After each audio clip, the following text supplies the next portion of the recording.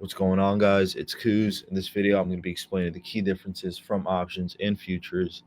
I'm going to be showing you guys the differences and the pros and cons. This way, you guys can see whether options or futures is better for your type of trading. So let's start off with options. As many of you already know, options are usually written with a ticker, expiration date, strike price, and type of contract, whether it's a call or put.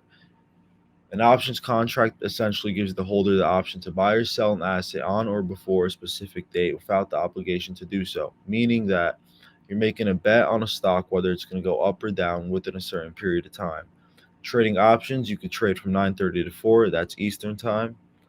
You're provided with lower risk and lower returns. That's not essentially true because if you're trading in a trending market and you have the option Greeks to work with you will be making exponential returns as price moves in your favor. On the right side of the screen right here, we have the options chain. This is where you buy and sell your options. And below this, we have the option Greeks. The option Greeks are the parameters that an options contract is following, and this will either determine if you lose money or make money on your trade. Now for futures. Usually, when you see a futures signal, it's written with the type of position, whether it's a long or short, the ticker, and the price at which I'm buying or selling ES at. It requires the holder to buy or sell an asset for a set price on a specific date. And futures trading provides you with the ability to trade almost 24 hours in a day, but it does provide higher risk and higher returns. On the right side over here, you can see the futures bracket, and this is what you're going to be seeing when you buy or sell your futures contract. Essentially, you see all the prices that ES is trading at, and you can place a buy order or a sell order on any level of your desire. So now that you guys know what options trading is and what futures trading is, I'm going to be going over pros and cons to explain why futures trading sometimes is better than options trading and why options trading sometimes could be better than futures. So starting off with options, on the pro side, it's very friendly for beginners. It's not really too hard to trade options. If someone wants to, they can download Robinhood. The interface is very user friendly, and it makes it very easy to buy and sell a contract. You're also given a bigger room of error, meaning your entries don't have to be super precise just because there's other factors that move your contract price. So sometimes, even if price is stalling, a contract could lose value and you're able to get an entry. You cannot lose more than you invested. When you're buying a contract, you know exactly how much you're going to lose if that contract ever goes to zero. You're given gamma. Gamma is one of the Greeks, and gamma is what determines how much you're going to be making on your contract. If price is in a trending market, you get a gamma squeeze, which drives up your contract prices exponentially as price moves in your favor.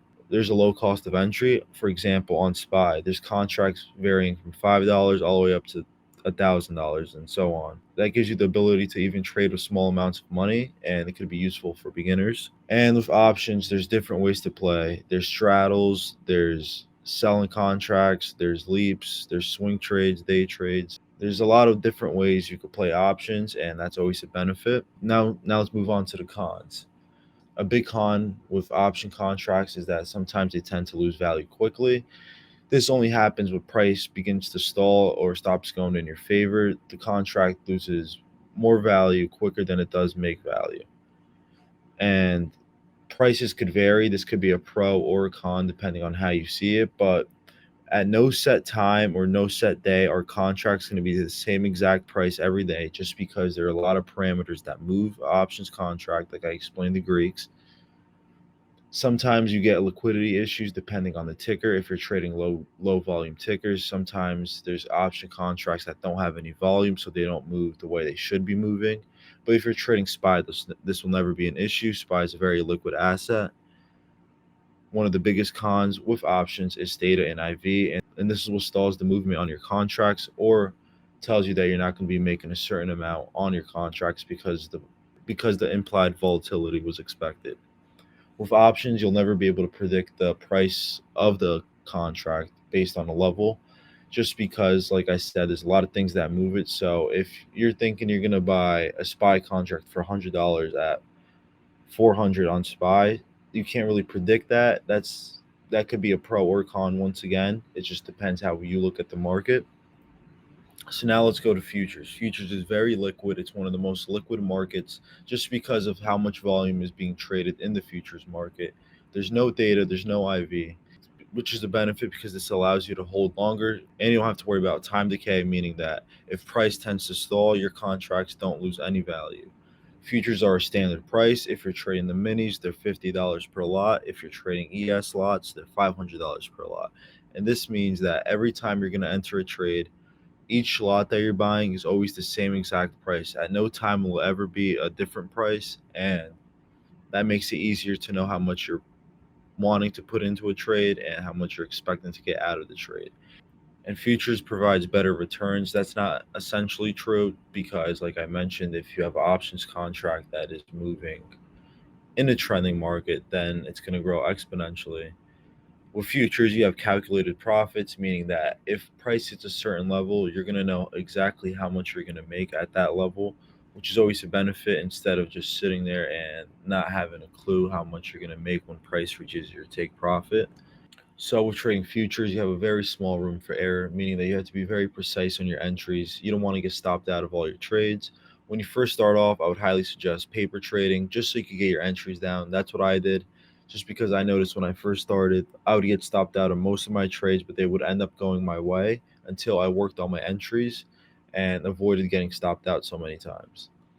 They do provide higher risk, but with that comes higher returns. When you're wrong, you will lose more money than you would with an options contract, but when you're right, you're going to make exponentially more money. It does require great discipline because it's very easy to move your stop loss in a way that you shouldn't. Just takes the click of a button and your stop loss is moved. You want to only be executing your trades when price reaches your stop or your take profit. Everything else in the middle doesn't matter. With futures, you could also lose more than you invested, meaning that if a trade goes against you a certain amount of points, you're gonna end up owing your broker money. And for example, the best way I could explain this is that if you're trading ES with one lot that's $500 and price moves 10 points, 10 points in your favor, you're making 100%. 10 points not in your favor, you're losing 100%. So if price trades 20 points not in your favor, you're now down 200% on your trade, meaning that you'd be down $1,000 if you're trading with one lot of ES. And the best way to prevent this from happening, I've never had it happen, and that is by having a stop loss in place as soon as you enter your trade. This way, if anything ever happens, you're stopped out of your trade as soon as price reaches a certain level. And this is very beneficial. I highly don't suggest trading futures if you don't use stops. And I've never had an issue with it, and you won't either if you're using stop losses.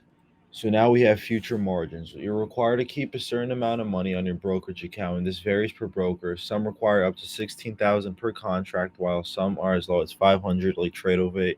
And that's what I use to trade futures. It's the only one I have experience with, so I'm very biased towards them, but they make it very easy and it's not hard to set up. All right, now we're coming back to options. This next little segment is going to be based off of SPY. So when you're trading SPY, you either have SPY or SPX. SPX is a leveraged SPY that moves 10 times quicker than normal SPY. And these are your two options if you're ever trading the S&P 500. When you go to sell options contract, you're only able to sell it based on the price that the contract is trading at.